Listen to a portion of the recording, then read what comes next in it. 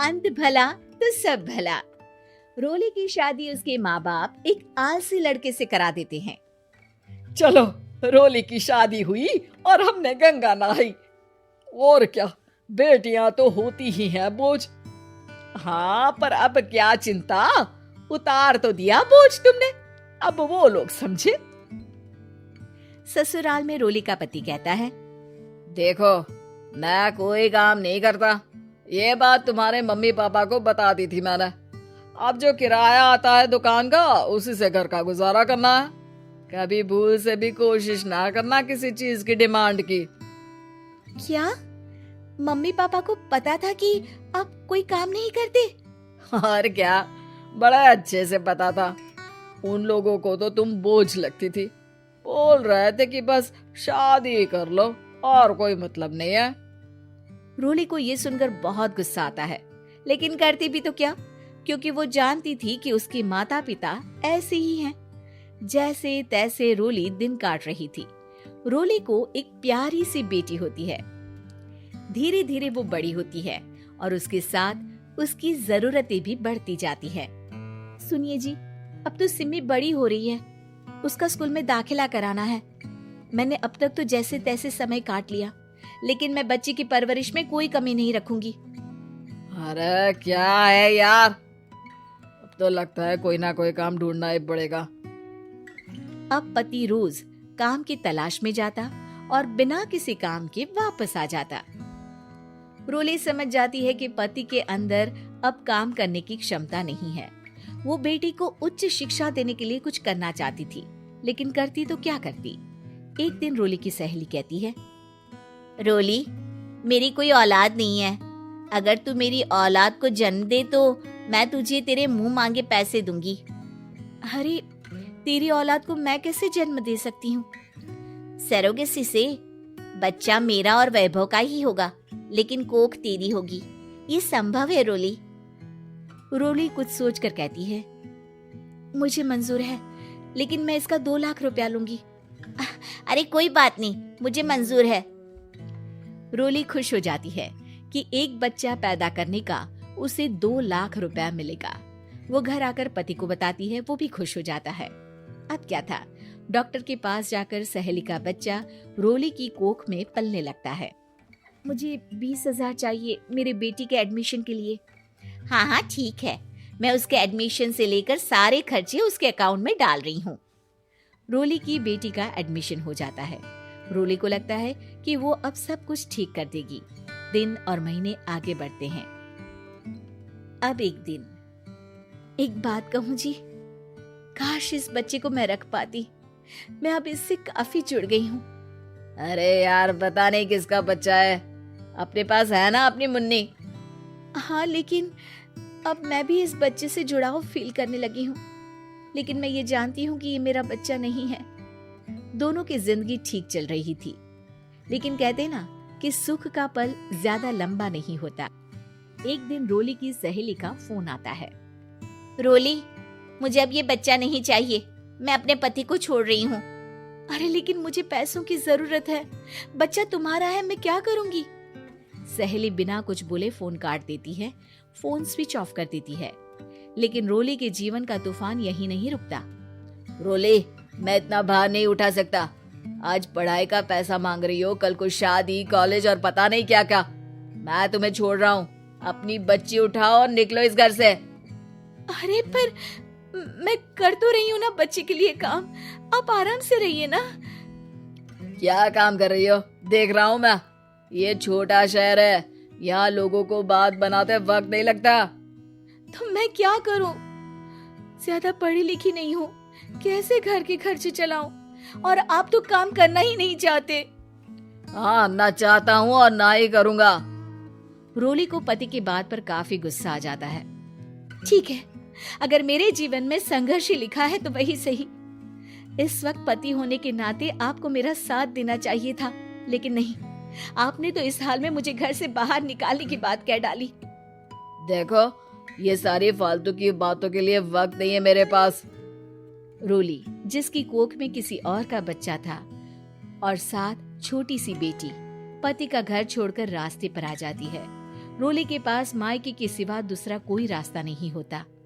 अरे रोली कैसी है? कितने दिनों के लिए आई है? हमेशा के लिए माँ। वो माँ को सारी बात बता देती है। ओए लड़की, इतनी हिम्मत का काम कर लिया। अरे ना ना, यहाँ कोई जगह नहीं है। तुम तो अपना बोरिया बिस्तर उठाओ और निकलो यहाँ से। रोली के पास अब मायके का रास्ता भी नहीं बचता। वो चुपचाप बच्ची को लेकर जा रही थी कि उसे दर्द होता है और वो डॉक्टर के पास चली जाती है। और फिर वहां वो एक प्यारे से बेटे को जन्म देती है। कितना प्यारा है, कितने अभागे हैं इसके माँ बाप जो इसके पैदा होने पर भी नहीं है। तभी वहां डॉक्टर आ जाती है। रोली, बच्चे के पिता तुमसे मिलना चाहते हैं। आपका बहुत बहुत शुक्रिया। मैं इस बच्चे को पालूंगा, भले ही इसकी माँ ने इसे छोड़ दिया हो, पर मैं अपनी जिम्मेदारी निभाऊंगा। तो क्या आप मुझे इसके पैदा करने के लिए जिन पैसों की बात हुई थी वो भी देंगे? हाँ, और साथ ही आप चाहें तो मेरे घर में रहकर मेरे बच्चे की देखभाल भी कर सकती हैं। मैं उसके लिए आपको सैलरी दे दिया करूंगा। रोली को लगता है कि जैसे भगवान ने उसके लिए सुकून का रास्ता खोल दिया। वो अब मुकेश के साथ उसके घर चली जाती है, जहाँ रहकर वो उस बच्चे की देखरेख करती है। अब मुकेश के घर को रोली अच्छे से संभाल लेती है। उसके लिए खाना बनाने से लेकर बच्चों की देखभाल और घर की देखरेख। धीरे धीरे मुकेश को रोली से प्यार हो जाता है। रोली, तुम्हारी बेटी और मेरा बेटा बिल्कुल भाई बहन की तरह साथ रहते हैं। हाँ, आखिर है तो एक ही कोख के बच्चे, अटैचमेंट तो होगा ही ना। रोली, तुमने घर और मुझे दोनों को संभाल लिया। ये तो मेरा काम है। आपने भी तो मुझे छत दी जिससे मैं अपनी बेटी की पढ़ाई और भविष्य के लिए पैसे जोड़ सकूं। रोली, क्या तुम मुझसे शादी करोगी? अब मैं जानता हूँ तुम्हारी भी शादी कुछ खास अच्छी नहीं रही। रोली को मुकेश की बात ठीक लगती है। वो उसे हाँ बोलने की सोच ही रही होती है कि उसके पहले पति का फोन आ जाता है। रोली, मैं बहुत परेशान हूँ। मेरा एक्सीडेंट हो गया है। मैं चाहता हूँ तुम वापस आ जाओ। रोली को पुराने पति की चिंता होने लगती है। वो सोचती है कि वो क्या कर रही थी। हाँ ठीक है, मैं आ रही हूँ। हाँ रोली, आ जाओ, लेकिन बच्ची को कहीं हॉस्टल में छोड़कर आना, क्योंकि मैं नहीं चाहता कि हम लोगों के बीच फिर से वो सारी बातें हो।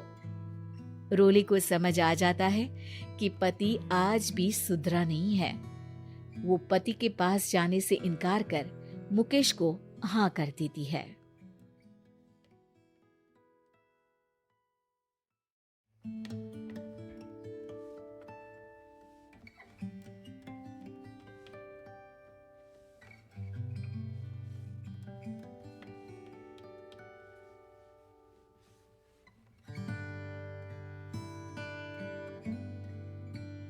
पीले दांत वाली बहू। रंजना कभी ब्रश नहीं करती थी। उसे कितनी बार उसके माँ बाप ने डांटा, लेकिन उसका कोई असर उस पर होता ही नहीं था, जिस कारण से उसके दांत पीले पीले हो जाते हैं। शादी के बाद। अरे बहू, वैसे तो तुझ में कोई कमी नहीं है, पर तेरे दांत इतने पीले कैसे हैं बेटा? कैसे मतलब? कोई सर्जरी थोड़ी ना कराई है। वो तो क्या नाम, मैं ब्रश नहीं करती थी तो पीले हो गए। अब क्या करूं? आप कहें तो लाल करवा लूं या फिर काले? यार ये क्या है, क्यों माँ से लड़ रही हो?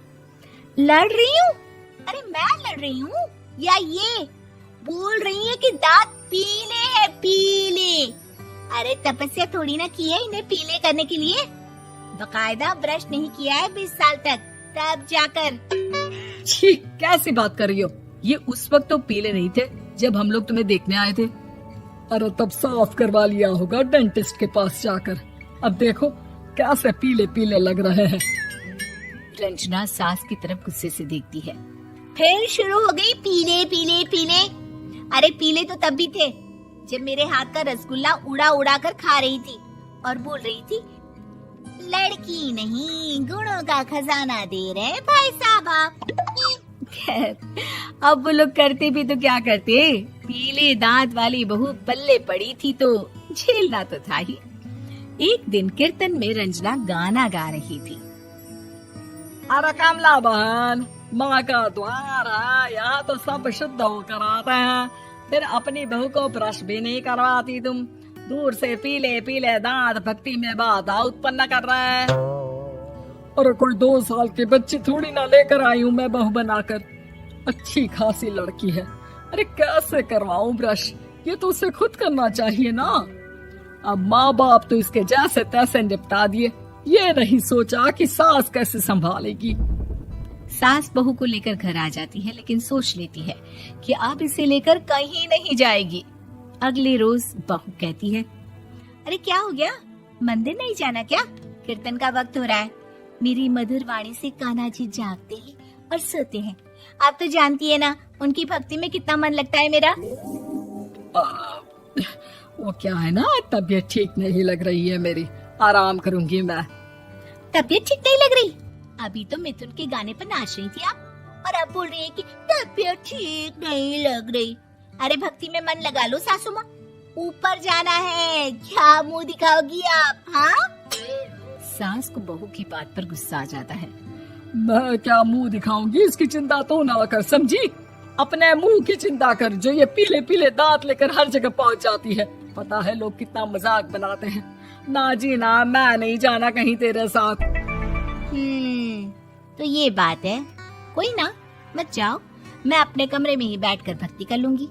ऊपर वाला दांत थोड़ी ना देखता है, मन देखता है, भावना देखता है। और अरे बस बस, तू सब कुछ दिखा, बस ये सफेद चमकदार दांत ना दिखाना किसी को, है? जा यहाँ से। बहू को सास की बात का कोई फर्क नहीं पड़ता, वो तो जैसी थी वैसी ही रह जाती है। सुबह नहाकर किचन में खाना बनाना, फिर खाना खाना, कीर्तन भजन करना और सो जाना। एक दिन, माँ जी मैं सहेली के घर जा रही हूँ, शाम को लेट आऊंगी। हाँ हाँ, तो जाना, मैंने कौन सा तेरी आरती करनी है घर पर बैठकर। रंजना सहेल के घर जाती है, जहाँ वो पार्टी में जाने की तैयारी कर रही होती है। अरे शिखा, कहाँ जाने की तैयारी कर रही है? मैं गलत वक्त पर आ गई क्या? अरे नहीं यार, उल्टा सही वक्त पर आ गया। मैंने ये साड़ी और ज्वेलरी निकाली है यार, शाम को इनके ऑफिस की एक पार्टी में जाना है। बताना कैसा लग रहा है ये सब? नहीं यार, इस ड्रेस के साथ तो वो वाली ज्वेलरी अच्छी लगेगी। हाँ हाँ सही बोल रही है, मैंने ध्यान ही नहीं दिया। वैसे तो हमेशा से मस्त फैशन सेंस रखती है। तो बड़ा जाती होगी ना पति के साथ पार्टी में। रंजना कुछ नहीं बोलती, बस सोचती है कि यार काश ये बात सही हो जाती, पर मैं क्यों नहीं जाती पार्टी में? क्या इन लोगों की कोई पार्टी होती नहीं होगी? रंजना घर आती है और रात में पति से सवाल करती है, एक बात बताइए, आप मुझे किसी पार्टी में क्यों नहीं ले जाते? क्या आपके यहाँ ऑफिस में पार्टी नहीं होती? पति बेचारा क्या कहता कि दांत पीले हैं तुम्हारे इसलिए। अरे कोई पार्टी होती नहीं हम लोगों के ऑफिस में, तो कहाँ से लेकर जाऊं? और मार्केट, मॉल, कहीं वीकेंड घूमना, कहीं तो। अरे यार, सारे हफ्ते में एक छुट्टी मिलती है, तो सोचता हूँ कि आराम ही कर लूं। क्यों? रंजना मन मार के रह जाती है। पहले कभी सास के साथ मंदिर जाया करती थी, लेकिन वो भी सास ने ले जाना बंद कर दिया। घर बैठी बैठी रंजना बोर हो जाती है। तभी उसे आइडिया आता है और वो मायके जाने का सोचती है। सासू माँ, 2 दिनों के लिए मम्मी के घर जा रही हूँ। अच्छा अच्छा ठीक है, आराम से जा। और हाँ, माँ से कुछ अच्छी आदत सीख कर आना कि कैसे शरीर के हर भाग की तरह दांतों की सफाई भी जरूरी होती है, समझी? शुरू हो गई ना आप? वो लोग आपकी तरह नहीं है कि छोटी छोटी बात का बतंगड़ बना दे। उन लोगों के लिए मैं मायने रखती हूँ, ना कि मेरे पीले पीले दांत। रंजना माँ को बिना बताए उन लोगों को सरप्राइज देती है, लेकिन जैसे ही वो दरवाजे पर पहुँचती है, अंदर देखती है कि घर वाले कहीं जा रहे होते हैं। अब माँ, काश रंजना दीदी के दांतों वाली प्रॉब्लम नहीं होती, तो वो भी हम लोगों के साथ चलती ना बुआ जी की बेटी की शादी में। हाँ बेटा, लेकिन अब उसे कौन समझाए कि उसको उसके पीले दांत नहीं दिखते, लेकिन उसके आसपास के लोगों को कितना एम्बैरेसिंग फील कराते हैं। मुझे तो कितनी बार उसके स्कूल की टीचर ने शिकायत की कि उसके साथ कोई लड़की बैठना भी नहीं चाहती और ना ही कॉलेज में कोई उससे बात करना चाहता था। लेकिन पता नहीं क्यों उसे ये बात समझ में ही नहीं आती। कोई कमी नहीं है उस लड़की में, बस यही कि दांत पीले हैं। वो तो भला हो जीजा जी और उनकी माँ का, जो दीदी को जैसी है वैसे ही रखा हुआ है। रंजना को अपने घर वालों की बात सुनकर बहुत दुख होता है। वो सोचती है कि वो क्या करे, लेकिन फिर वो सीधा डेंटिस्ट के पास जाती है, अपने दांत चमकाती है और कसम खाती है कि वो रोज ब्रश करेगी। अरे क्या हो गया, तुम तो 2 दिनों के लिए गई थी ना, पर कोई ना, अच्छा है चलो आ गई तो। रंजना सास के सामने आकर खड़ी हो जाती है और पूरी स्माइल करती है, उसके चमकदार दांतों को दिखाती हुई। चले मंदिर। माँ मुझे माफ कर दीजिए, मैंने आप लोगों को बहुत एम्बैरेसिंग फील करवाया। मैं आज से रोज ब्रश करूंगी।